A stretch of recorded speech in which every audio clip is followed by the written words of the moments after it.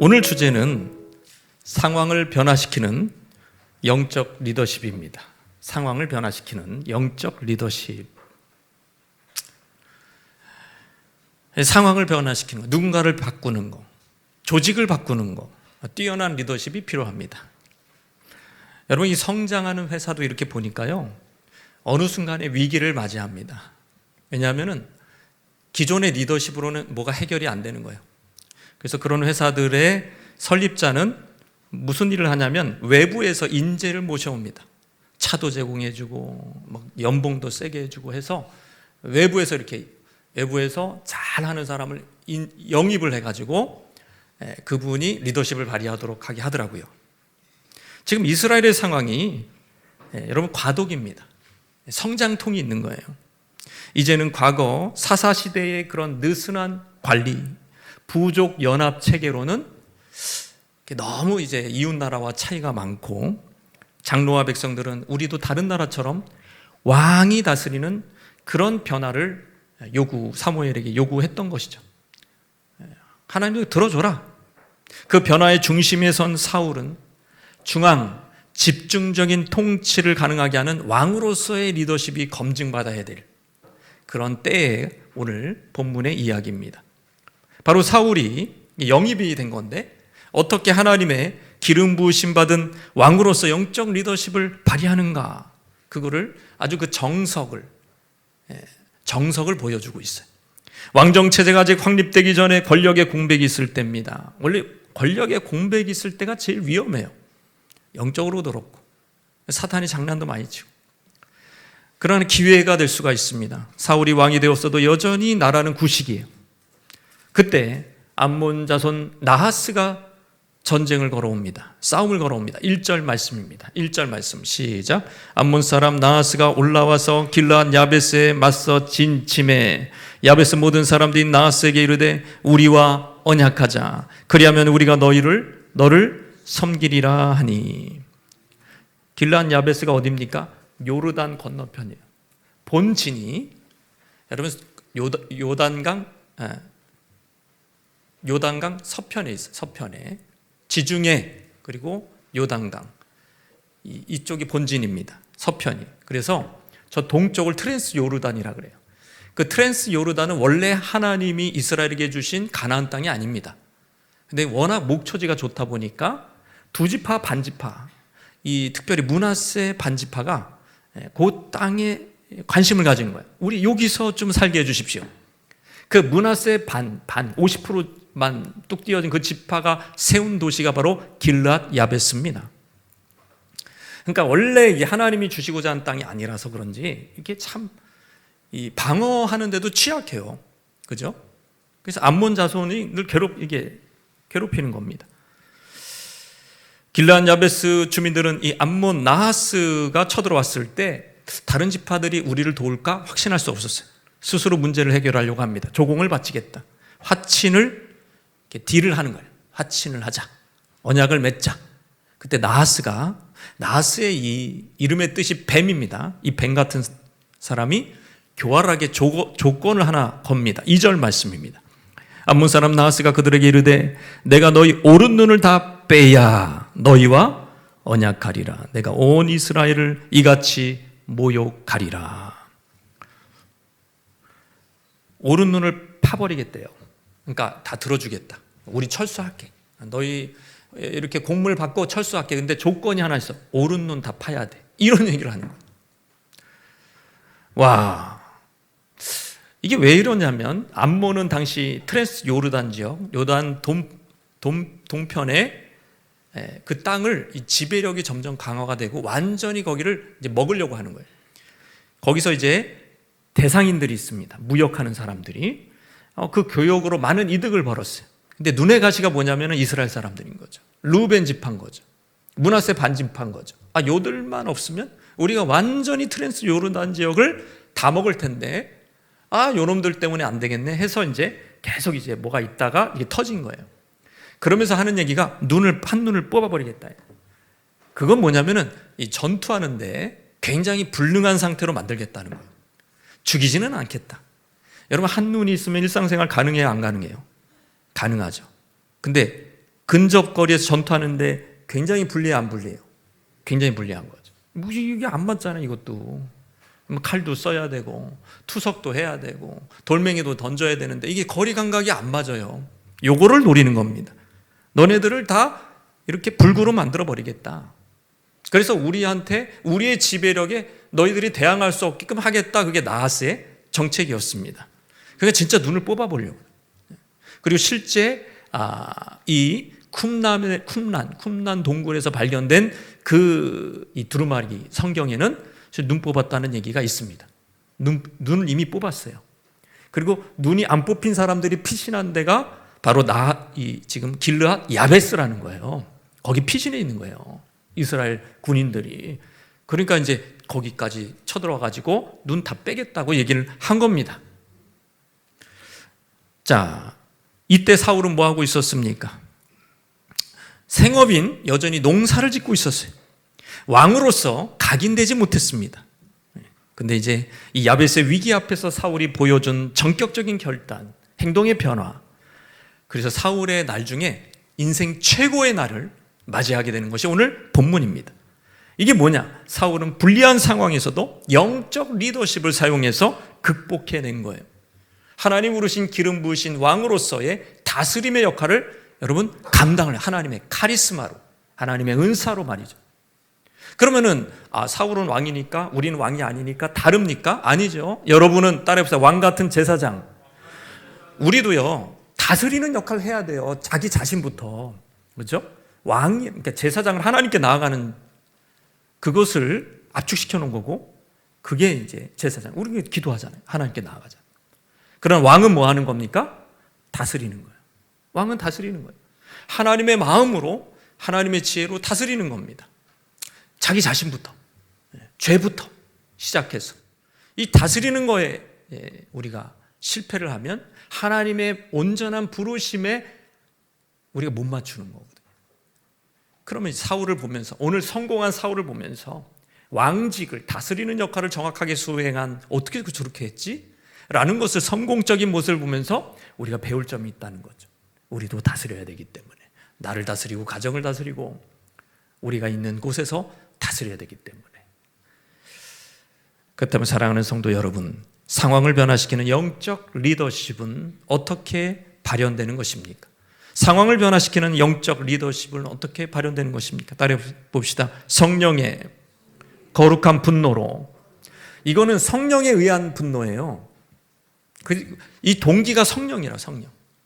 누가 나를 때려서, 누가 험한 말을 해서, 내가 기분이 나빠서 그래서 분노하는 게 아닙니다. 오해하시면 안 돼요. 이 분노는 거룩한 분노입니다. 5절 말씀이에요. 5절 말씀 읽겠습니다. 시작. 마침 사울이 밭에서 소를 몰고 오다가 이르되 백성이 무슨 일로 우느냐 하니 그들이 야베스의 사람의 말을 전하니라 그랬어요. 사울은 왕이 된 후에도 농사를 짓고 있었어요. 여러분, 우시아도 농사지었거든요. 그러니까 농사가 이렇게 그 당시에는 이제 뒤떨어진 뭐 그런 저기가 아닙니다. 최첨단 그 직업이에요. 여전히 그 당시에 농사는. 그렇다 그래도 우리는 좀 의아하죠. 왕이 왜 농사를 짓고 있냐? 그러니까 아직 왕 정책의 행정력이 전혀 구비되지 않았던 거죠. 왕은 요구했지만 뭐 실제로 해본 적이 없어요. 이스라엘 백성도. 그러니까 사울은 여전히 뭐 이렇게 재정 지원도 못 받고 그러니까 이제 농사 짓고 있었던 거예요. 그리고 이제 퇴근하는 중이었습니다. 퇴근하고 있는데, 습관대로 퇴근하고 있는데 야베스로부터, 길르앗 야베스로부터 이제 전령이 와서 소식을 전하는 거예요. 치욕적인 이 소식을 들으면서 여러분 막 사람들이 웁니다. 여러분, 사울에게 먼저 전한 게 아니에요. 여러분, 이 전령들이 누구한테 와야 돼요? 원래는 이런 소식을 누구한테 전해야 돼? 왕한테 전해야 되잖아요. 근데 왕을 먼저 찾은 게 아니에요. 보니까 그냥 그 도시 사람들한테 먼저 얘기했어요. 기브앗 사람들한테. 기브앗 사람들이 막 우는 거예요. 사울이 퇴근하다가, 농사 짓고 퇴근하다가 왜 울지? 물어보니까 자초지종을 얘기하는 겁니다. 사울의 그 왕의 리더십, 특별히 이 야베스의 문제를 해결하리라고 아무도 기대하지 않았던, 어떤 사람도 기대하지 않았던 사울의 리더십은 전혀 증명되지 않았을 때에 놀라운 일이 일어납니다. 11장 6절 말씀 같이 읽겠습니다. 시작. 사울이 이 말을 들을 때에 하나님의 영에게 크게 감동되매 그의 노가 크게 일어나서, 노가 먼저 일어났어요? 영이 먼저 임한 거예요? 이거예요. 영에게 크게 감동되니까 분노가, 이게 거룩한 분노입니다. 하나님의 영으로 충만하니까 분노한 거예요. 직역하면 하나님의 영이 사울에게 꿰뚫고 들어왔다. 꿰뚫고, 창처럼 꿰뚫고 그 영이 들어온 거예요. 우리의 그 딱딱한 영, 두꺼운 영을 뚫어버리고 들어온 거예요. 그랬더니 분노가, 불이 확 일어난 분노가 일어난 겁니다. 사울 안에 거룩한 분노를 일으킨 주체는 하나님의 영이십니다. 여러분, 과거에 사사시대에도요, 온니엘, 기드온, 입다, 삼손, 특징이 뭐냐면 구원을, 이스라엘 백성을 구원하기 전에 하나님의 영이 임했어요. 하나님의 영이 딱 임하니까 이제 사람이 달라지는 거죠. 사울은 야베스를 향한 이 나하스의 못된 만행 소식을 들으면서 크게 분노했습니다. 이런 나쁜 놈이 있나? 이런 나쁜 자식이 있나? 이러면서. 이 사울의 거룩한 분노는 그가 성령에 사로잡혔다라는 증거입니다. 내가 무시당했다고, 내가 돈 손해봤다고 분노한 게 아닙니다, 여러분. 하나님의 백성이, 내 백성이죠. 하나님의 백성이 지금 공경에 처했음을 보고, 내 형제가 공경에 처했음을 보고 분노한 것입니다. 같은 고향 사람 들으면 분노한 게 아니라 그냥 이거 어째, 이를 어째 하면 울고불고 이러고 있었어요. 자기들이 할 수 있는 게 없으니까. 그런데 분노를 한다. 이건 무슨 얘기일까요? 분노, 거룩한 분노. 사울은 전쟁해버려야 되겠다. 나하스가 뭐냐? 전쟁해야 되겠다. 여러분, 성령의 역사 중에, 여러분 잘 들으셔야 됩니다. 성령의 역사 중에 잘 알려지지 않은 역사가, 따라해 봅시다, 분노의 역사. 분노의 역사예요. 성령의 역사 중에 잘 알려지지 않은 역사가 거룩한 분노의 역사입니다. 우리는 성령의 감동, 그 성경 읽다가 이렇게 눈물 흘리는 거, 또는 성령의 은사, 또는 성령의 열매, 사랑이요, 성령은 온유요, 성령의 역사는 부들부들해지는 거지, 딱딱한 밭이 부들부들하게 기경되는 거지, 이렇게만 알고 있어요. 맞는 얘기지만 더 본질적인 성령의 역사는 뭐냐면, 따라해 볼까요? 창조의 역사. 이게 가장 본질적인 역사예요. 왜? 성령도 삼일체 하나님이시고 창조주 하나님이세요. 창조의 역사가 여러분 성령의 가장 이 본질적인 기반입니다.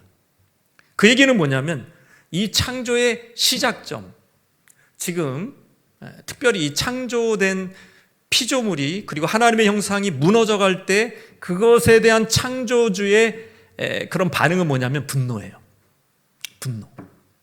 이걸 잘 이해하셔야 돼요. 사울에게 일어난 이 거룩한 분노는 이제 앞으로 사울의 닥친 상황, 그리고 야베스의 상황을 변화시키는 그런 기폭제가 됐습니다. 다이너마이트가 된 거예요. 거룩한 분노를 통해서 새 창조의 역사가 일어나는 거예요. 왜냐하면 세상은 죄로 인해서 역창조로 가기 때문에, 여러분, 하나님이 지으신 이 아름다운 세상이 망가지고 하나님의 형상이 일그러지는 거예요. 이게 역창조예요. 거꾸로 가는 거예요. 거기에 대해서 예수님은 크게 분노했습니다. 여러분, 분노의 달인이 바로 예수님이에요. 예수님은 자꾸 분노하셨어요. 그것은 기분이 나빠서가 아니라 성령으로 분노한 겁니다. 도둑대가 우글거리는 성전을 보면서 예수님 분노하셨습니다. 한편 손마른 남자를 고치려고 그러는데, 그 안식일에 왜 병을 고쳐? 그러면서 앉아서 판단하고 있는 바리새인들을 보면서 예수님은 그때 분이 가득하셨어요. 예수님이 그 온유해야 할, 사랑 많으셔야 할 예수님 분이 가득하셨다니까요. 격노하셨습니다. 이것들 봐라. 왜 그러셨을까요? 하나님은요, 이게 바로 창조주의 분노입니다. 따라해보세요. 창조주의 분노. 우리가 하나님의 형상이잖아요. 창조주의 형상이라니까 우리 안에도 이 거룩한 분노가 있어야 되는 거예요. 하나님이 선한 계획을 가지고 이 땅을 창조하셨는데 죄로 인해서 망가지는 것을 보면서 분노하시는 거죠. 하나님의 형상, 특히 피조물 중에 하나님의 형상이 일그러지는 것을 보면서 하나님 분노하십니다. 자녀가 불에 데이거나 칼에 막 이렇게 베여서 피를 뚝뚝 흘리고 있으면 그때 엄마는, 아빠는 어떻게 반응합니까? 어떻게 반응해요? 온유하게 반응해요? 분노해요? 격노합니다. 제가 10대 때 참치 따다가, 캔 따다가 이렇게 피가 팍 튀었어요. 누워있던 아버지가 벌떡 일어나가지고 막 분노하시더라고요. 예. 여러분, 자녀가 다쳤을 때 여러분 어떻게 하십니까? 다치는 순간에 하면서 막 분노하잖아요. 그걸 얘기하는 거예요. 하나님의 형상이 이그러지고 추락하고, 예? 바보가 되고, 거기에 대해서 하나님 분노하는 거예요.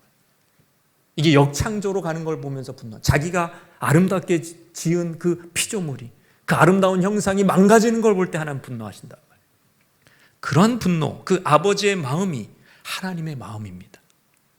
우리는요, 사소한 일로 분노하고, 무시당해서 분노하고, 그런 것 때문에 막 동창끼리도 막 술 먹다 싸워가지고, 예? 살인사건이 일어나고, 그거는 악한 분노입니다. 악한 분노. 지금 여기서 얘기하는 건 거룩한 분노예요. 거룩한 분노가 여러분의 미래를 바꾸고, 여러분의 그 눌리는 상황을 떨쳐내고, 예? 막 파리떼가 끼고, 막 그냥 귀신이 막 역사하고, 그거를 팍 떨쳐내는 게 바로 이 거룩한 분노입니다. 거룩한 분노가 나야 그 상황이 바뀌어지는 거예요. 거룩한 분노가 터져야 여러분의 일상에, 여러분의 무거운 짐이 떨어져 나가는 거예요. 할렐루야. 창조주의 영광을 가리거나 그분의 이름이 훼손되거나 하나님의 지으신 형상들이 공경에 빠졌을 때, 그때 여러분 성경의 인물들을 보세요. 레위인들, 그 하나님을 섬기는 게 아니라 우상 숭배하고 있어. 동족들이, 그들이 칼을 차고 모세가 딱 명령하니까 동족을 죽이는데 앞장서요. 레위인들이. 그래서 하나님께 헌신하게 돼요. 자기 형제를 죽였다니까. 왜? 그거보다 더 무서운 게 하나님을 저렇게 모욕을 해? 여러분, 비느하스를 보세요.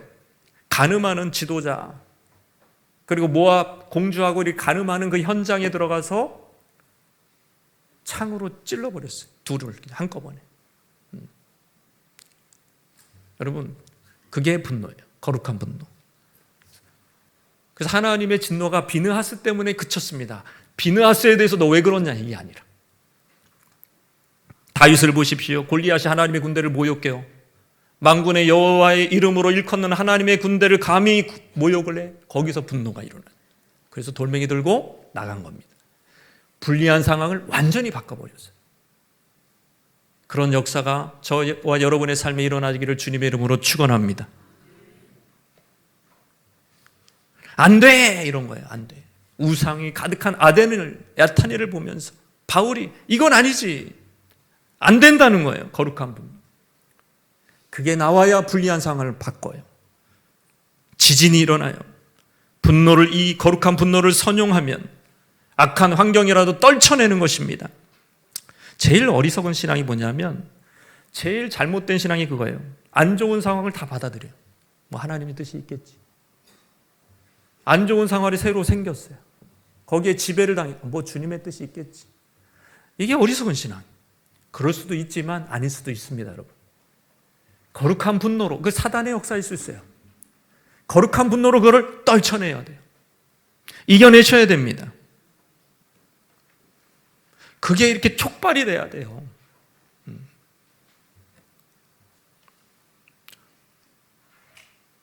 저도 가끔 분노에 사로잡힐 때가 있는데, 죄의 영향력이 한 사람의 영혼을 갉아먹는 걸 보면 분노를 해요. 너무 화가 나요. 그 부분에 대해. 잘못 믿고 있으면 더 화가 나. 제가 이제 매너리즘에 아직 저는 안 빠졌다고 생각을 하는데, 그럴 수 있는 이유는 그 하나예요. 그것만 보면 화가 나요. 분이 나죠. 마귀가 하나님의 형상을 망가뜨리는 걸 보면 그렇게 화가 날 수밖에. 그게 제 힘입니다. 어떤 친구가 어머니가 의료사고를 당했어요. 그 집안이 큰 고생을 했습니다. 이 친구는 공대생인데 졸업할 때쯤에 전공을 내팽개치고 의대에 입시에 도전을 하는 거예요. 근데 이제 그걸 지켜보는 사람이 이제 반신반의하는 거예요. 될까? 너무 차이가 큰데. 그의 소식을 듣지 못했습니다. 어느 날 지하철에서 그 친구를 만났어요. 앉아서 이따만한 책을 보고 있는 거예요. 그래서 뭐 하냐? 이렇게 봤더니 자기 의대에 들어가가지고 지금 전공서적을 보고 외워야 된다는 이걸 어떻게 외워야 된다는 거예요. 그 착한 친구를 그렇게까지 변화시킬 수 있었던 것은 분노라고 생각해.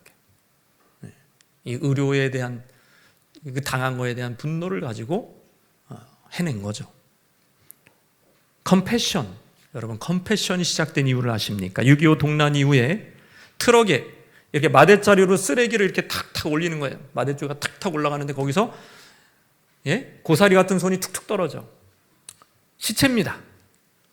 간밤에 동사한 고아들의 시체였어요. 우리나라의 얘기입니다. 그걸 눈으로 이렇게 보면서 에버렛 스와슨 목사님 충격을 받습니다. 어떻게 하나님의 형상이 이런 식으로 취급을 받을 수 있어요? 본국으로 돌아가서 주로 교회를 돌아다니며 모금 활동을 했습니다. 부르짖었어요. 도와달라고. 한국의 어린이를 도와달라고. 그래서 시작된 것이 컴패션입니다. 그 컴패션이 지금은 이제 우리는 다른 나라를 돕고 있죠. 다른 수많은 나라들. 입히고 옷부터 해서 교육부터 해서 여러 가지 건강부터 해서 하여튼 모든 거를 이렇게 균형 잡히게 아이를 이렇게 서포트하는, 거기서 시작된 거예요. 긍휼도 있지만 동시에 분노한 거예요. 거룩한 분노. 여러분의 삶에 있습니까?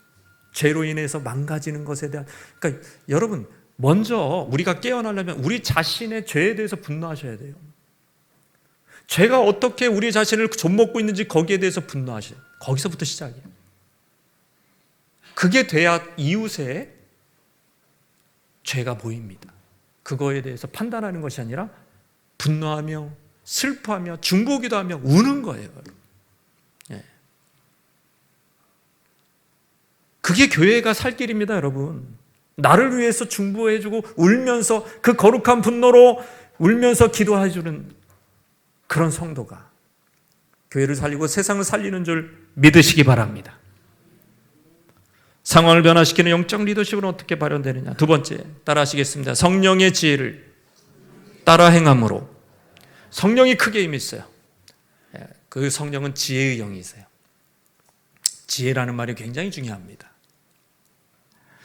사실 이 나하스의 도전은 야베스 사람들에겐 재앙이었지만 사울에게는 천재 일우의 기회였습니다. 천재 일우의 기회. 이것을 통해서 성령께서는 의도가 뭐냐면 너의 통치 능력을 증명할 기회라는 거예요. 4절 말씀 보겠습니다. 이에 전령들이 사울이 사는 기브아에 이르러 이 말을 백성에게 전하며 모든 백성이 소리를 높여 울더니 그랬어요. 전령들이 지금 모든 지역을 다 갔을 텐데 왜 성경은 특별히 기브아 사람들의 반응, 그 우는 반응을 왜 이렇게 자세히 설명을 했을까요? 전국 방방곡곡에 이 소식을 보냈을 때 유독 기브아 사람들만 통곡했다는 얘기예요. 사실은 역사적으로 뭔가 연관이 있는 겁니다. 말하자면 기브아, 베냐민 지파의 가장 중요한 도시 기브아는요, 야베스와의 관계가 어떤 관계냐? 야베스는요, 기브아의 어머니 고향 같은. 그러니까 이게 외가 쪽이 다 거기 있는 거예요. 외가 도시입니다. 그냥 막 우는 거예요. 과거 사사시대에 베냐민 지파는 불미스러운 일로 베냐민 지파를 제외한 11지파와 내전을 벌였습니다. 뭐 한두 지파가 아니라 11지파하고 베냐민 지파 달랑 하나랑 싸우는 그 빌미를 베냐민이 제공을 했죠. 그때 베냐민 지파는 여자아이 가축 다 죽고 겨우 600명의 남자, 젊은 남자만 살아남았어요. 군인이겠죠. 한 지파가 역사 속에 사라질 위기에 승리한 11지파 장로들이 이제 회의를 한 거예요. 이거 어떡하지? 한 지파가 사라지는 건 아닌데 저들이 저렇게 못된 짓을 해서 그래도 다 아예 지파가 없어진 건 아닌 것 같아. 그때 떠오르는 생각이 바로 길르앗 야베스였습니다. 길르앗 야베스만이 이 베냐민 연합군에 참여하지 않았어요. 굉장히 나쁜 걸로 찍힌 거죠. 당연히 여기에 병력을 줬어야 되는데 야베스만 참여하지 않은 거예요. 그래, 너네들 혼나봐라. 징계를 받아야 돼. 그래서 거기 쳐들어갑니다. 연합군이 쳐들어가서 야베스를 칩니다. 쳐서 거기에 남자들 그리고 결혼한 여자들 다 죽입니다. 그리고 처녀만 남겨가지고 그 처녀 400명을 거기서 구해다가 여기에 있는 베냐민 지파와 결혼을 시킨 거예요. 그 후손이 누구다? 사울이다. 그 후손들이 지금 울고 있는 기브아 사람들입니다. 역사적으로 관계가 밀접해요, 안 밀접해요? 밀접하죠. 지금 사울은 이 은혜를 보답할 수 있는 기회를 잡은 거예요. 성령으로 분노한 사울이 무슨 일을 했냐면 성령의 지혜로 모병을 이런 방법으로 합니다. 어떤 방법으로 하는지, 모병을 해야 되는데, 병사를 모집해야 되는데, 보십시오. 7절 말씀 시작. 한 결의의 소를 잡아 각을 뜨고 전령들의 손으로 그것을 이스라엘 모든 지역에 두루 보내어 이르되 누구든지 나와서 사울과 사무엘을 따르지 아니하면 그의 소들도 이와 같이 하리라. 그러니까 모병 방식이 뭐예요? 장르가 뭐예요? 호러예요. 호러 방식으로 모병을 했다.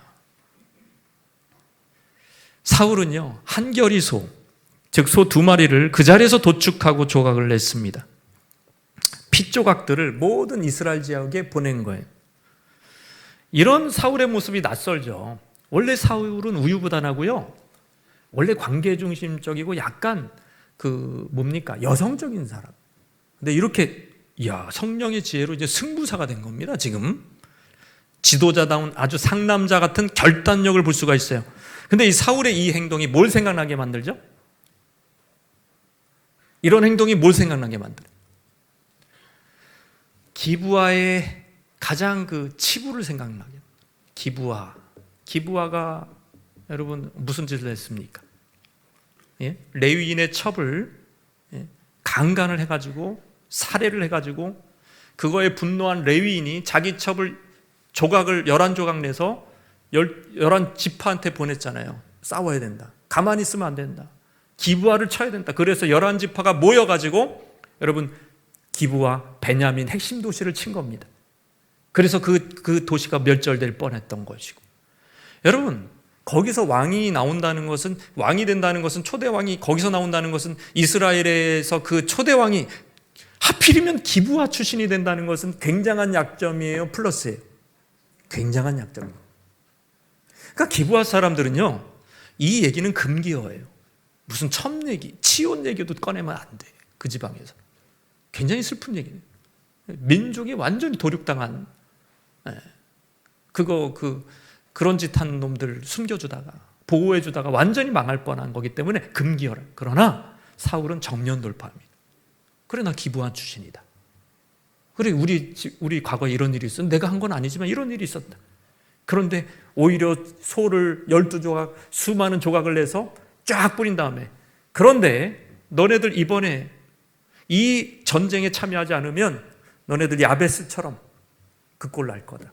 참여하지 않는 자 야베스 어떻게 됐는지 봤지? 그렇게 될 거다. 보복을 당할 거다. 그랬더니 어떻게 됩니까? 여호와의 두려움이 온 이스라엘을 사로잡습니다. 그 말씀이 있어요.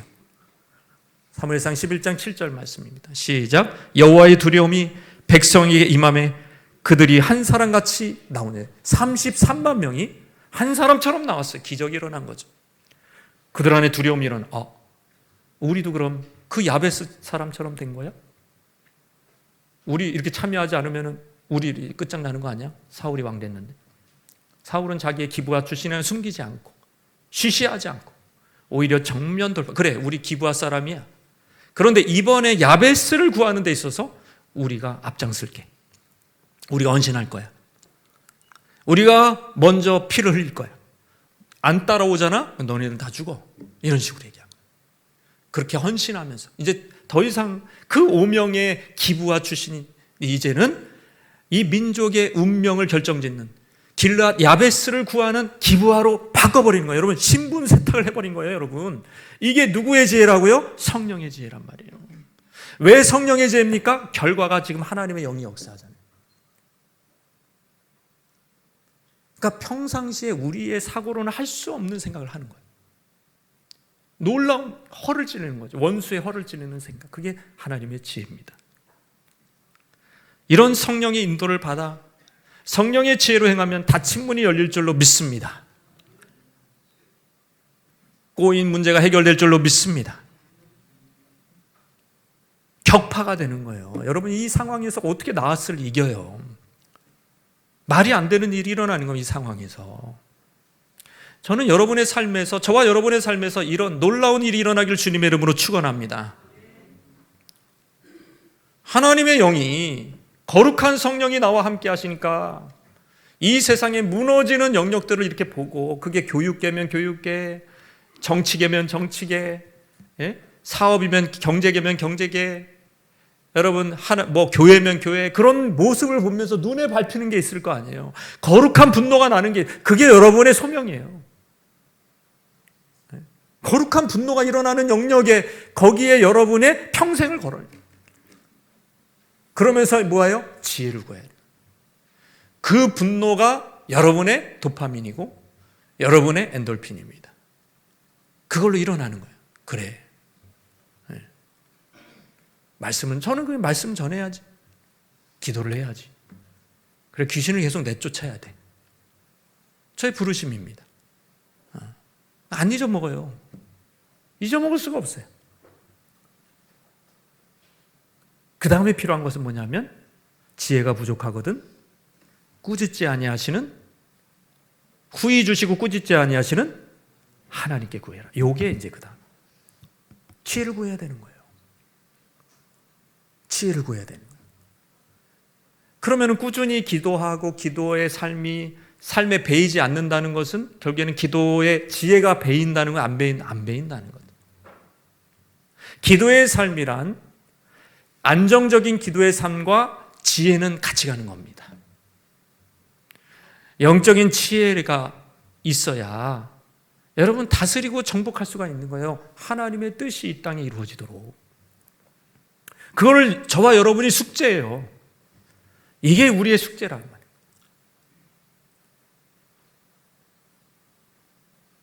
그게 우리의 하나하나 하나님의 나라가 도래하는 것을 우리를 통해서 경험되어지는 놀라운 역사가 일어나기를 바랍니다.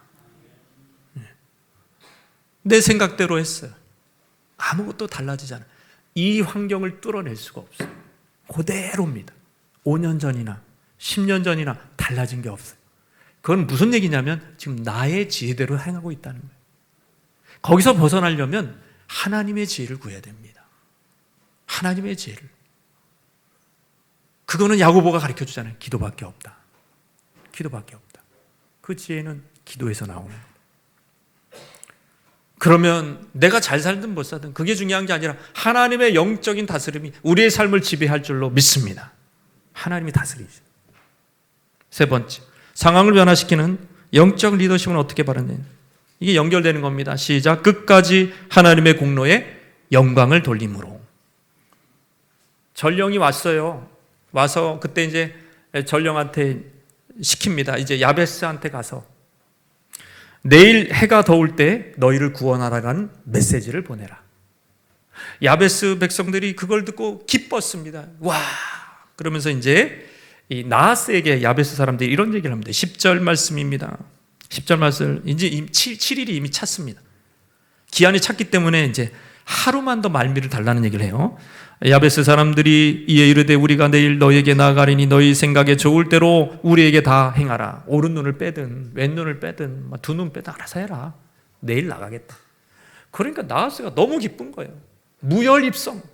이제 성읍에 이렇게 공성전 같은 거 하지 않아도 되고 군사도 아끼고, 야, 내일은 이제 눈 하나씩 다 뽑아가지고 이제 우리한테 까불지 못하도록 완벽하게 우리가 이제 트랜스 요르단 지역은 우리가 완전히 지배한다. 완전히 난리가 났어요. 이 소식을 듣고 나하스는 방심했습니다. 모든 이제 지휘관들과 군사들에게 이제 군량비를 풀어라, 술을 풀어라, 먹고 마시자, 축제다 오늘, 이러면서 이제 먹고 마시고 막 질펀하게 막 술 취하고 막 그러면서 그냥 기뻐가지고 이렇게 하다가 이제 새벽이 되기 전에 다 골아 떨어진 겁니다. 그때 사울은 뭐 하고 있었습니까? 밤새 행군했습니다.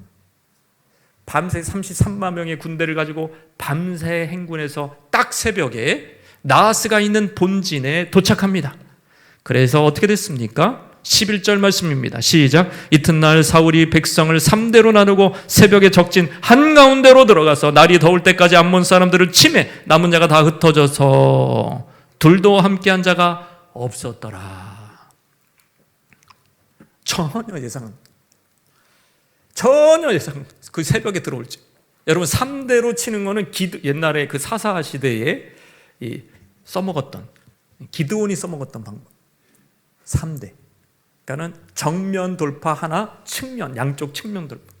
그러면 적들이 아직 준비가 되지 않은 상태에서 뭐라고 느끼는 거예요? 엄청난 공포를 느끼는 거예요. 어마어마한 군대가 쳐들어왔구나. 그리고 주력을 어디다 해야 될지도 몰라. 우왕좌왕하고요. 밤에 술이 덜 깬 상태에서 일어나가지고 옷도 제대로 못 입고, 무기도 무장도 못하고 갑옷도 못 입고 그냥 맨손으로 싸우다가 다 당한 거예요. 살육당한 거예요. 암몬 사람들이. 그 새벽 3대 이런 거 다 하나님의 계획이죠. 사울이 이런 놀라운 일을 행했습니다. 이제 무찔렀어요. 이 승전을 하고 이제 돌아오는데, 다시 요단을 건너서 돌아오는데 이제 사울의 지지자들이 맞습니다. 유력한 사람들이 맞으면서 한 가지 제안을 합니다. 이제 과거 청산해야 된다. 과거 청산. 정권 바뀔 때마다 그런 거 하잖아요. 과거 청산해. 그러면서 뭐 하냐면 12절 말씀합니다.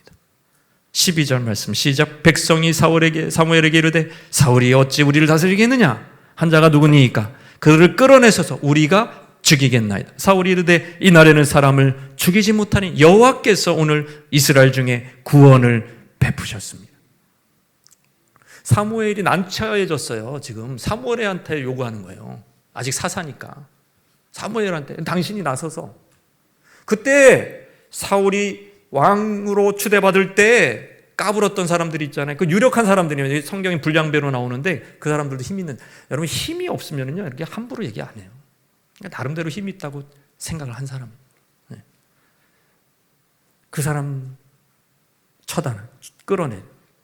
그 사람은 예물도 안 드렸어요. 끌어내서 죽이겠다는. 사무엘이 지금 반응이 없어요. 놀래가지고. 그때 사울이 끼어들어서 그리하지 마라. 제지를 합니다. 제지를 하면서 뭐라고 얘기하면 여호와께서 오늘 이스라엘 중에 구원을 베푸셨기 때문이라. 이거는 오늘의 구원은 누구 때문이라는 거예요? 여호와 때문이라. 사울은요 이만큼 총명했어요. 성령 충만했습니다. 전장의 공이 여호와께 있으니 나를 위해서 아무것도 하지 않겠다. 나의 이익을 위해서 아무것도 하지 않겠다는 거예요. 여러분을 못되게 한, 그렇게 곤란하게 하고 그런 사람을 알아서 다 끝내버리겠다. 그런 상황에 놓이면 우리는 어떻게 반응할까요? 끄덕끄덕 하지 않을까요? 아, 그래 줬으면 좋겠어요 라고 얘기하지 않겠냐. 근데 사울은 힘이 주어졌을 때 그렇게 하지 않았습니다. 이게 온전히 하나님께 영광을 돌리는 거예요. 왜? 시작부터. 그 분노가 누구에게서부터 나온 겁니까? 성령으로부터 분노가 나와. 지혜는 누구로부터 나온 겁니까? 예? 그렇게 각을 떠서 온 백성의 마음을 사로잡는 지혜는 누구로부터 나온 거예요? 성령으로부터 나온 거예요. 그들에게 두려움을 준 건 누굽니까? 하나님이 주셨고. 여러분 싸울 때 새벽에 3대로 나가서 가는 거 누구의 죄입니까? 성령께서 떠오르게 하신 거고. 나하스가 그렇게 착각을 해가지고 그냥 방심을 한 거, 완전히 전략에 말려드는 거, 성령께서 그의 눈을, 그의 총명을 어둡게 하신 거고. 완전히 이 승리의 결과를 하나님께 영광을, 하나님이 하셨다 이 말이에요. 그런데 여러분 훗날 사울이, 여러분 이렇게 군대가 막 흩어질 때 그렇게 성령을 의지하지 않아요. 그때 막 인간적인 방법을 하다가 범죄합니다. 그 얘기는 뭐냐면 이번에는 진짜 이거는 진짜 사울의 말대로 성령이 하시고 하나님이 하신 거라는 것을 보여줄 수 있어요. 사울이 이미 왕위가 굳건해졌는데도 모병하는 게 쉽지가 않아요. 나중에 보세요. 하나님이 하신 거예요. 이거는 인간적인 리더십이 아니라는 것을 보여줍니다. 혹여 여러분을 사용해서 어떤 성공이 일어나고 큰 성공이 일어나고 큰 승진이 일어나고 큰 돈을 벌고 크게 여러분이 어떤 명예를 얻고 크게 된 다음에 항상 생각하십시오. 따라해보세요. 내가 아니라 내 안에 주께서 하신 것이다. 그러니까 시작은 우리가 성령으로 해요. 성령으로 시작했다가 바울이 계속 이 염려를 하는 거죠. 하나님의 자녀들이 성령으로 시작해요. 근데 뭘로 맞춰요? 육체로 맞추는 거예요. 시작은 성령으로 해요. 은혜로 시작해요. 근데 마치는 거는 육체로 맞춰요, 여러분. 여러분, 이 교회 개척하신 분들 얘기 들어보면 이제 교회 개척하여서 이게 팍 성장한 교회들이 있어요. 그 공통적인 특징이 뭔지 아세요? 개척 멤버가 결국에는 엄청 이렇게 싸우고 이렇게 다 떠났다는 거예요. 공로의식이 있는 거죠. 공로의식.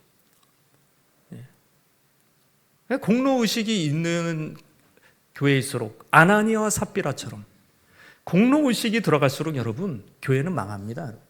왜 아나니아와 삽비라를 이렇게 뽑아냈을까요? 공로의식 세우려고. 공로의식이 교회를 망치는 거예요. 누구에게만 공을 줘야 돼요? 하나님께만. 하나님께만. 내가 한 게 아니거든요. 그러니까 그 창립 공신들이 하셨던 분이 뭘 안 했다는 얘기가 굉장한 일을 한 거예요. 근데 그걸 누구한테 영광을 돌려야 되는 거예요? 하나님께. 내가 한 게 아니라니까. 교회는 그래야 되는 거예요. 그러면 교회가 평안해요. 근데 공로의식일수록 말쟁이들이 그냥 많아요. 그런 교회일수록 맨 말만 많아요. 자꾸 교회를 어지럽히는 거죠. 성령이 지배하셔야 됩니다. 제가 기도하는 것은 우리 교회는 성령이 지배하시는 교회 되기를 기도하시길 바랍니다. 성령의 뜻대로 해야 됩니다. 성령이 지배하셔야 돼요. 그리고 모든 영광을 하나님께 돌리는 그런 신앙인을 우리가 꿈꿔야 된단 말이에요. 칼자루를 줘봐요. 인간의 본성이 지금 사울이 이렇게나 성공적이고 이렇게나 겸손한데 칼자루를 주면 줄수록 사람이 타락하잖아요. 우리는 다르냔 말이죠.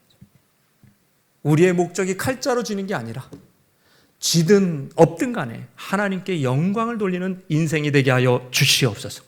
나에게 권위가 있든 권력이 있든 없든 명예가 있든 없든 간에 하나님께 영광을 돌리는 인생이 되게 해주십시오. 그게 기도 제목이 돼요.